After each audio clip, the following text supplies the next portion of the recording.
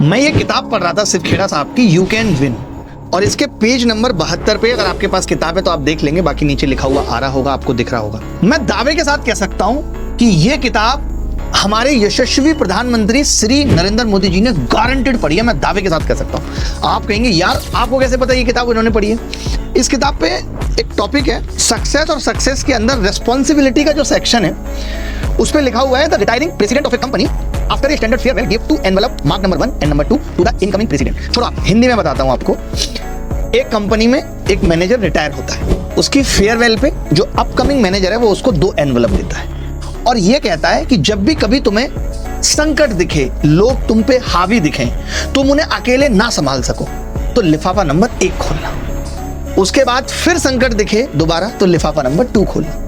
तो जब पहली बार एक बड़ा संकट आया तो उस अध्यक्ष ने तिजोरी खोली और 1 नंबर लिफाफा निकाला। उसमें लिखा हुआ था कि इसका दोष तुम अपने पिछले वाले मैनेजर पे मत दो, इसका दोष। और जब उसने दोबारा संकट आया और दूसरा लिफाफा खोला तो उसमें लिखा हुआ था कि तुम अपने आगे आने वाले मैनेजर के लिए 2 लिफाफे तैयार कर लो।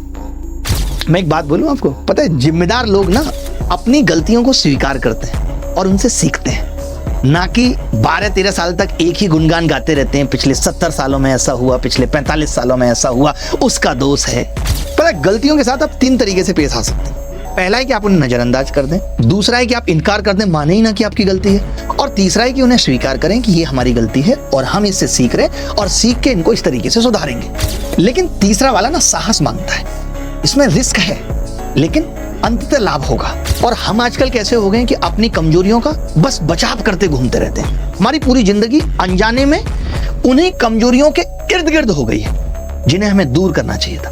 तो आप सरकारी नौकरी की तैयारी कर रहे हैं ना, तो मैं आपसे भी यही चीज कहना चाहता हूं कि अपनी कमजोरियों से सीखिए। आप इस साल फेल हुए, क्यों फेल हुए, इससे सीखिए, ना कि दूसरों पे इसका दोष मढ़िए कि घर वालों ने उतना सपोर्ट नहीं किया, टीचर ने अच्छे से नहीं पढ़ाया। आपने टीचर का चुनाव किया था, आपने लाइब्रेरी का चुनाव किया था, आपने दोस्तों का चुनाव किया था, और अभी भी इतनी सारी नौकरियां अपकमिंग हैं, तो बहानेबाजी छोड़ के पढ़ना शुरू करिए।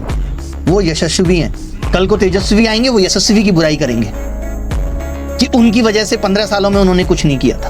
तो ये क्रम चलता रहेगा।